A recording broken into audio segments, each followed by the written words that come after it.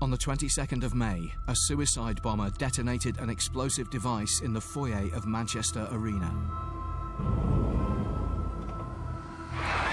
Oh my God! It was a horrendous sound, horrendous.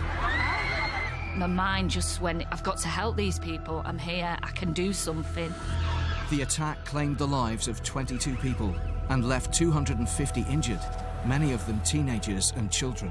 The scale of it wasn't clear until I actually entered the foyer.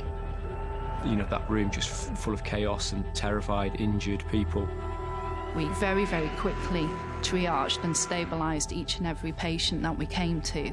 We were just trying to stop the bleeding from killing the patients. While the walking wounded were treated at the scene, 59 patients were rushed to 8 hospitals across the region where medical staff were on standby.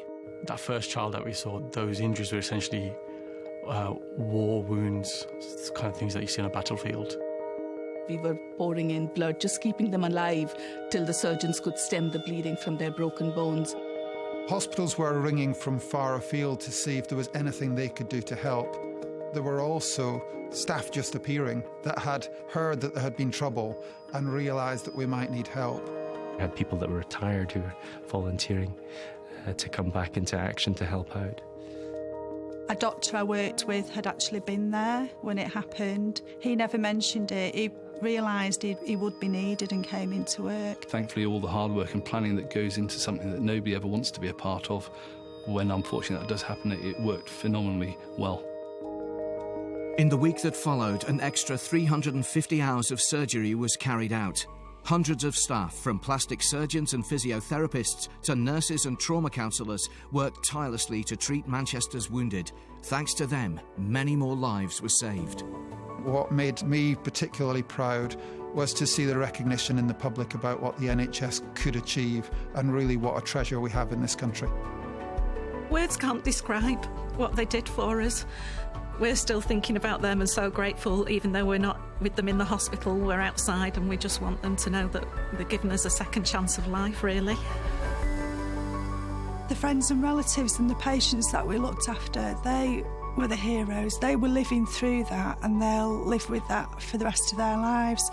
We were just privileged in being able to help them.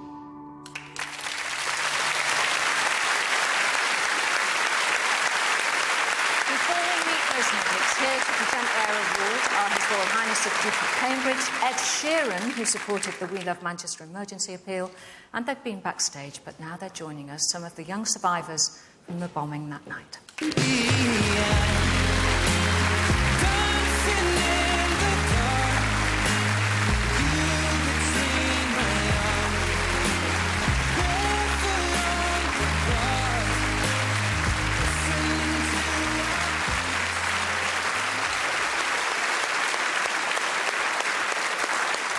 It is wonderful to see you all here tonight. It really is, isn't it, sir? It is. How old are you, Lily? 8. You're 8. And you're with your beautiful mum? Yeah. Lauren. And how long were you in for? We're just in for just over 2 weeks. There's people who've been in there for months, and we've all been treated amazingly well by all the doctors there. You know, we've had a massive team of surgeons who have been absolutely unbelievable. Well, I know Ed. Hello, Ed. And, you got involved with the We Love Manchester, the emergency appeal. I just think it hit very close to home. I mean, we all go to concerts. I played that arena about a week before, and it's just, you know, it felt just important to do, I think. So what do you make of these amazing young people? Incredibly brave. And I remember meeting some of the girls who got injured when I was up in Manchester, and how together you all were, having suffered such a devastating night. And I know the repercussions continue long after that one night. But the courage and the spirit that Manchester showed, not only straight afterwards, but is still showing to this day, is a huge example to all of us.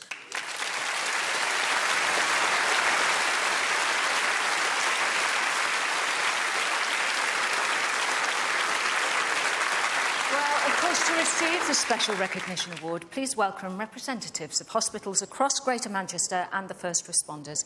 Here they are. Please welcome.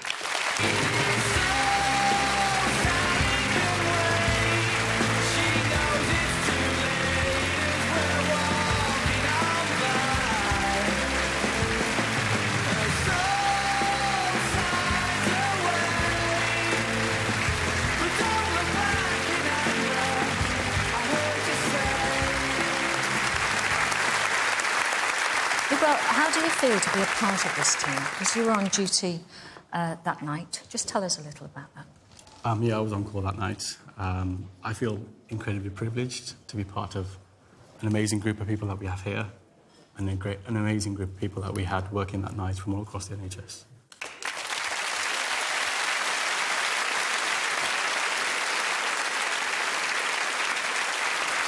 Well, as you know, everybody who you treated across Greater Manchester and beyond are just immensely grateful for that. I think it's time to present the award. Thank you very much.